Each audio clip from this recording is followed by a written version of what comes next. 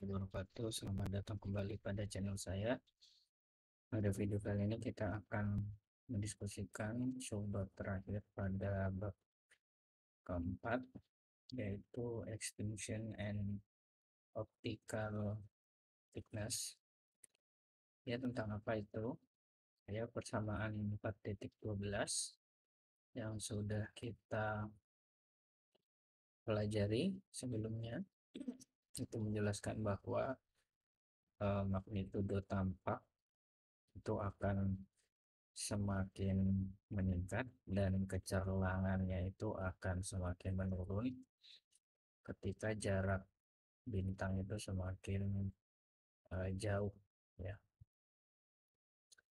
Nah, jika ruang uh, alam semesta ya yang berada di antara sumber-sumber radiasi dan pengamat, ya, di antara bintang dan pengamat itu tidak kosong, ya, tidak berupa ruang kosong tetapi mengandung medium antar galaksi. Persamaan 4.12 ini tidak bisa menjelaskan lebih jauh lagi karena, ya, sebagian radiasi yang sampai pada pengamat itu telah diserap oleh medium dan biasanya dipancarkan kembali dengan panjang gelombang yang berbeda, ya, yang mungkin di luar pita gelombang dalam magnitudo yang terdefinisi atau terhambur, ya, terhambur dari pandangan pengamatan kita. Nah, radiasi-radiasi yang hilang, yang tidak sampai di pengamat, itulah yang dinamakan extinction. Nah, sekarang pada video kali ini kita akan mendiskusikan, ya, bagaimana extinction ini bergantung kepada jarak. Misalkan kita memiliki sebuah bintang yang memiliki radiasi, fluksnya adalah N0, ya, meradiasikan energi ke dalam sudut ruang omega pada panjang gelombang tertentu. Nah, karena medium di antara bintang dan pengamat itu menyerap dan menghamburkan radiasi, flux L, ya, atau yang sampai lebih kecil, ya, lebih kecil daripada L0 seiring dengan meningkatnya jarak R, ya, dalam gambar 4.8, ya. Nah, dalam jarak yang pendek, ya, the extinction, ya, hilangnya radiasinya itu dl itu berbanding lurus dengan flux, ya, flux kemudian jarak, ya, jarak yang ditempuh oleh radiasi di dalam medium, sehingga bisa kita tuliskan karena sebanding dengan L, ya, L dan jarak dr, jadi sebanding dengan L dan dr. Nah, supaya ini bisa dijadikan persamaan, maka di sini ada suatu koefisien, nah, negatif karena, ya, terjadi extinction, ya, artinya di sini dl ini merupakan extinction, ya, extinction yang terjadi di dalam medium. Nah, faktor alfa ini adalah menjelaskan seberapa efektif, ya, atau seberapa mampu medium itu dapat mengaburkan radiasi, dapat membuat extinction radiasi. Nah, faktor alfa ini disebut sebagai opacity. Nah, dari persamaan 4.15, dimensi dari alfa ini meter pangkat min 1. Nah, nilai alfa atau opacity ini akan sama dengan 0 jika mediumnya adalah vakum sempurna. Tidak ada medium interstellar di antara bintang dan pengamat. Nah, dan nilainya akan mendekati tak terhingga ketika sangat sangat gelap ya. Sangat gelap itu ya, medium itu sangat gelap. Nah, kemudian kita bisa mendefinisikan ya faktor dari alpha DR ini itu adalah d-tau atau optical thickness ya, ketebalan optis. Nah, dengan mengganti ya alpha DR ini sebagai d-tau, maka kita bisa tuliskan dl extinctionnya min l d-tau. Nah, ini kalau l-nya dipindah ke kiri dan kita integralkan ya, batasnya L0 sampai L0 ini adalah flux ya, sebelum extinction, dan L ini adalah flux setelah extinction, dan ini adalah optical thickness-nya.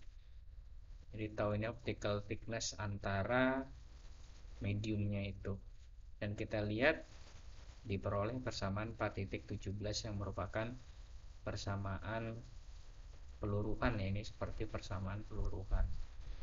Nah, tau ini adalah optical thickness dari material medium di antara sumber bintang dan pengamat, dan L ini adalah flux yang teramati. Nah, dari persamaan 4.17 ini kita lihat bahwa flux L itu turun ya secara eksponensial seiring dengan meningkatnya optical thickness. Nah, ruang hampa atau ruang kosong yang sangat transparan ya, opacity-nya alpha-nya sama dengan 0, maka optical thickness tidak akan meningkat di dalam ruang ini dan flux akan konstan. Jadi kalau alfanya ini kan 0, nanti kan di sini E-nya itu kan angkat 0 dan L sama dengan 1. Misalkan F0 adalah flux density ya pada permukaan bintang, dan Fr adalah flux density yang diamati pada jarak R. Nah, kita akan membuat ya ungkapan lain dari persamaan sebelumnya, sehingga luminositas ya atau fluxnya itu menjadi omega R kuadrat Fr ya pada jarak R, dan L0 ini omega R kuadrat F0, di mana R adalah jari-jari bintang. Nah, dengan mensubstitusikan nilai-nilai ini ke persamaan 4.17, maka L0 kita ganti sebagai F0 R kuadrat per R kuadrat. Nah, ini ada yang besar, R besar ini adalah jari-jari bintang, dan R kecil ini adalah jarak pengamat dan bintang. Nah, untuk magnitudo mutlak ya, kita harus mendefinisikan flux density kita itu pada jarak 10 parsec. Maka di sini R-nya kita ganti sama dengan 10 parsec ya, dan kita peroleh seperti ini ya, dimasukkan R-nya sebagai 10 parsec. Nah, kemudian nilai ini kita lanjutkan dengan mencari perbedaan modulus ya, perbedaan magnitudo ya, tampak dan magnitudo absolut itu min 2,5 log Fr per ini ya, flux density yang absolut, dan kita analisis bla bla bla, dan kita peroleh persamaan 4.8, dan di sini muncul A. Nah, di mana A ini harus lebih dari sama dengan 0 dan merupakan extinction ya, extinction dalam magnitudo. Jadi magnitudo yang tampak itu magnitudo extinction yang hilang ya, yang disebabkan karena medium di antara bintang dan pengamat. Nah, jika opacity atau faktor alfa tadi itu konstan ya di sepanjang garis pengamatan, nah kita memiliki tau sama dengan alfa R, dan persamaan 4.18 menjadi seperti ini, di mana konstanta A itu sama dengan 2,5 alfa log E yang menghasilkan extinction dalam magnitudo persatuan jarak. Oke, selanjutnya kita akan membahas ya, color excess. Ya, ini salah satu efek lain yang disebabkan oleh medium interstellar, yaitu the reddening of light, ya. Jadi cahaya yang memerah, gitu ya. Cahaya memerah, cahaya biru dihamburkan dan lebih banyak menyerap cahaya merah. Oleh karena itu indeks warna B min V itu akan meningkat. Nah, magnitudo visual dari bintang dari persamaan 4.18 kan ini ya. Ini kan.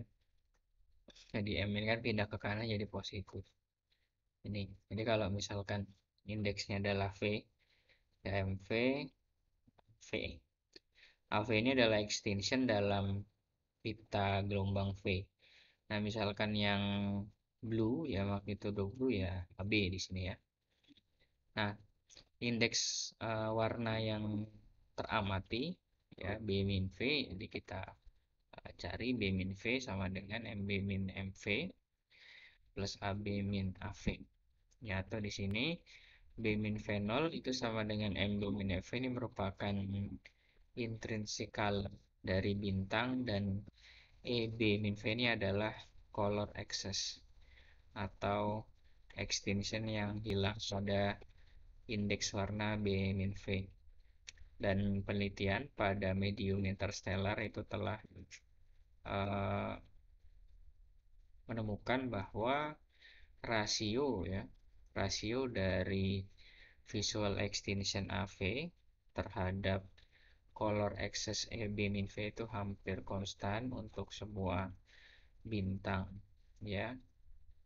R itu mendekati 3. Nah, oleh karena itu hasil ini ya memungkinkan kita untuk mencari visual extinction ya jika color excess ini diketahui. Nah, ketika AV diperoleh ya ya, jarak dapat dicari secara langsung dari persamaan 4.19 ketika V dan MV diketahui. Nah, tetapi semua ini akan kita pelajari lebih lanjut ya. Interstellar extinction ini akan lebih dipelajari lebih lanjut pada bab ya subbab 15.1 yaitu debu interstellar. Oke, yang kedua adalah extinction yang disebabkan oleh atmosfer. Seperti yang pernah kita singgung pada subbab 3.1 bahwa atmosfer bumi itu menyebabkan extinction. Jadi atmosfer bumi itu menyerap sebagian radiasi yang sampai ke permukaan bumi. Nah, magnitudo yang diamati M itu bergantung pada lokasi pengamat dan jarak zenit benda. Nah, karena faktor-faktor ini akan menentukan jarak cahaya yang ditempuh cahaya di dalam atmosfer. Nah, untuk membandingkan pengamatan yang berbeda, ya kita harus menguranginya atmospheric extinction untuk menghilangkan faktor atau efek dari atmospheric extinction ini, jadi extinction yang disebabkan oleh atmosfer. Nah, magnitudo M0 sehingga nanti akan dihasilkan dan dapat dibandingkan dengan pengamatan di tempat lain. Oke, mari kita bahas tentang atmospheric extinction. Misalkan ada suatu bintang ya yang sedang diamati, jarak zenitnya Z itu tidak terlalu besar ya. Oleh karena itu kita dapat menganggap bahwa atmosfer ini merupakan bidang yang datar ya dengan ketebalan yang konstan. Nah, jika ketebalan atmosfer dibuat sama dengan 1, jadi H ini adalah ketebalan atmosfer ini sama dengan 1, maka cahaya atau bintang ini akan meradiasikan sejauh jarak ini. Nah, jarak ini sama dengan 1/cos Z atau secant Z. Nah, di sini adalah X ya, jarak yang ditempuh oleh cahaya. Nah, besaran X ini adalah massa udara. Nah, berdasarkan persamaan 4.18, magnitudo itu akan meningkat secara linear ya, terhadap jarak X. Jadi kita bisa mendefinisikan persamaan linear. Jadi di sini ditambah K dikali X. Nah, di sini faktor K dikali X ini adalah atmospheric extinction kita. Dan K ini adalah koefisien extinction yang disebabkan oleh atmosfer. Nah, koefisien extinction atau K itu dapat ditentukan dengan mengamati ya sumber atau bintang yang sama beberapa waktu yang berbeda ya, uh, diusahakan jarak zenitnya itu sama. Nah, magnitudo yang diamati nanti akan diplot ya di dalam diagram sebagai fungsi X ya. Nah, titik-titik yang terletak pada garis lurus ya akan menentukan ya kemiringan garis yang diperoleh dari grafik yang akan dapat menentukan ya koefisien extinction K.